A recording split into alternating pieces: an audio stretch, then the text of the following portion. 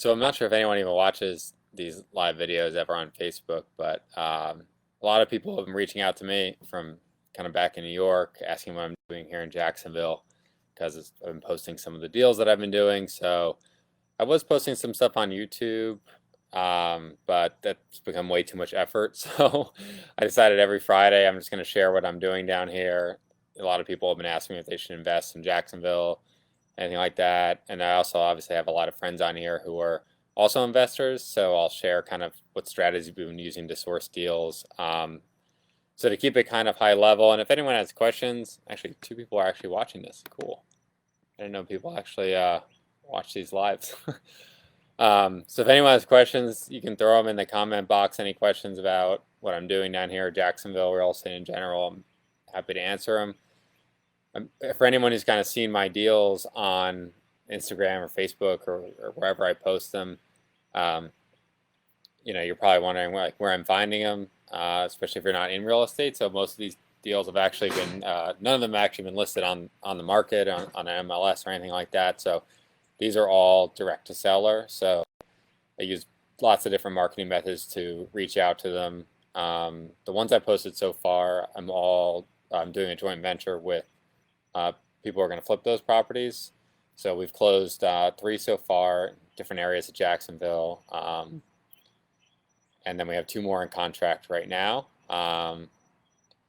And I'm doing testing out all different types of marketing. Just right now, about four of those had come from texting campaigns, and one of them had actually come through our website through an SEO campaign, even though we're not even really ranking that high for stuff. But I'll dive in and share a little bit about that. If anyone actually has anything particular interested, just throw it in the comments. Also get a kind of an update of what we've done in the last week, what's worked, what hasn't.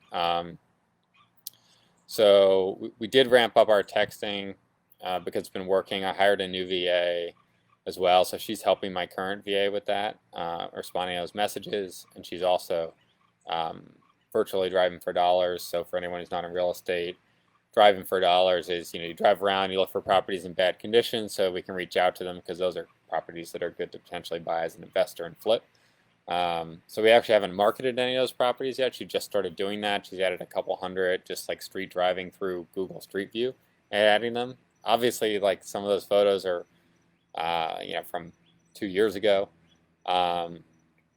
But we just check to make sure that they haven't been recently sold before we're reaching out to them.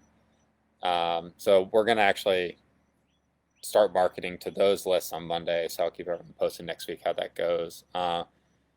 These last 2 weeks, I've been spending a lot of times on the phone.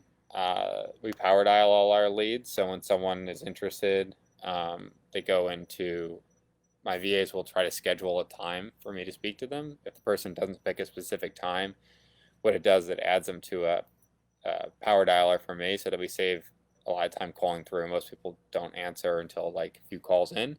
So I'll put it in there, and I'll call them twice a day for a week or so, and I'll text them a few times. But doing that has saved me a lot of time, and it allows me to just kind of turn the thing on, put my headset on, and then maybe only 1 in 5, 1 in 10 people pick up. So instead of having to click dial every single time, I'm able to dial through a lot of people a lot faster.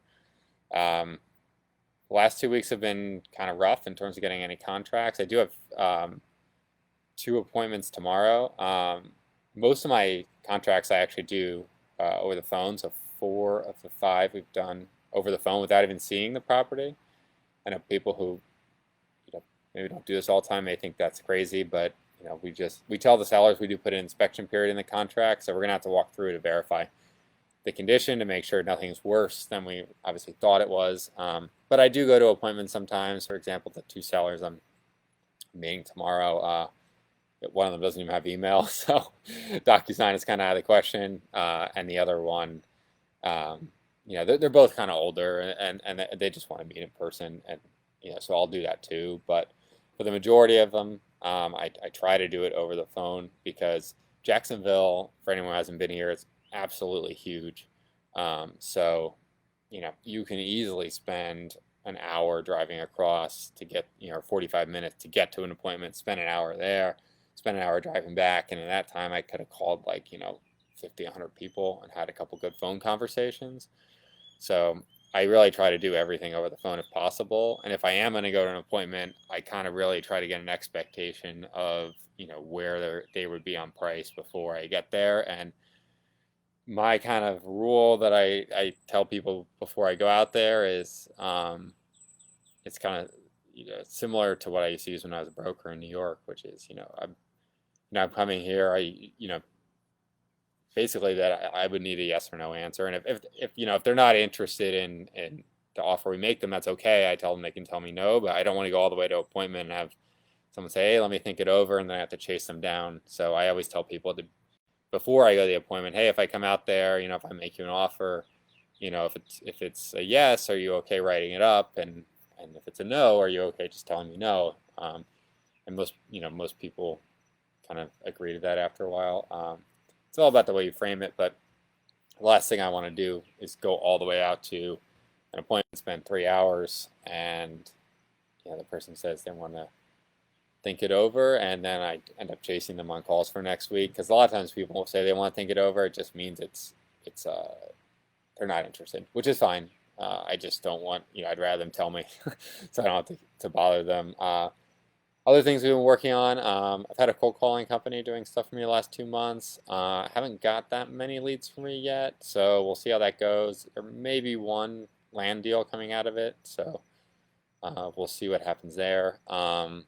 Texting has really been our biggest thing. SEO, I'm looking into maybe hiring an agency to do it full time. My friend has been helping me out for now, and then my VAs have been doing some of this stuff, but it's just too much to kind of manage, so I'm talking to some SEO agencies there. I mentioned on some of my past YouTube videos that we do a couple unique things in terms of, once I talk to people, I send them a video after, because they haven't met me in person. It's kind of weird to sell your house to someone just talking to them on the phone, so I try to make as close to a face-to-face connection I can without driving all the way out there.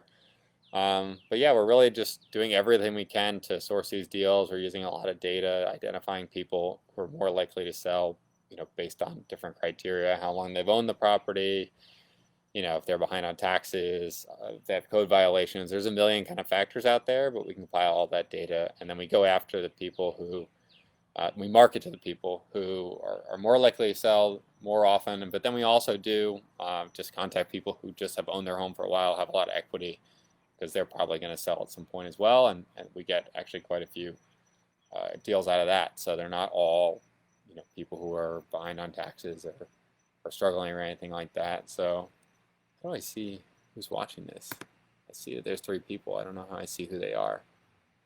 I'll have to figure that out. Well, if you're watching, throw it in the comments, throw a question, because I'm curious if people actually watch this thing, and I can't figure out how to see who's watching it besides Brian. What's up, Brian? Thanks for commenting. But yeah, that's what we're doing in terms of marketing and using data. I got to pull a lot more data on Monday. We are out, and I have to start recycling some of our old data because we've been using it. We reached out to some of those people months ago, and we need to reach out to them potentially again. What I've learned kind of going on here more and more is that it's a lot about catching people at the right time. There was one person we reached out to a couple weeks back, and I remember they texted me. I got on the phone with them. Hey, Uncle John. How you doing? I didn't know you watched Facebook Lives. And so got on the phone with them, and I was like, they're like, oh yeah, people reach out to me all the time. And I said, I'm curious, why did you decide to get back to us? And she said, well, you just actually called me at the right time. I was just talking to my friend about selling my house, and you reached out to me at the perfectly right time. So a lot of it is about timing. So we do have to kind of market to the same lists over and over. I mean, these are big lists. I mean, there's 10,000 people, on some of these. We hit about 5,000 a week. We haven't really done much mail stuff. I sent out some mailers from Deal Machine, but pause that for now. They may pick that back up at some point, but I know a lot of people are mailing here. Sellers say they get a couple letters a day. So, we'll see. But I think that's it, for this week.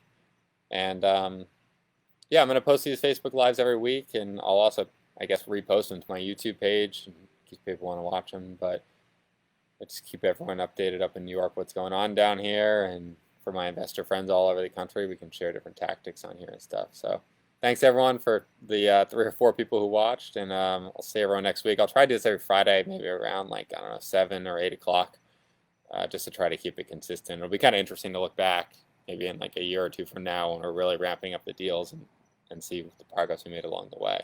So cool. Well, glad everyone enjoyed it. Tune in next week.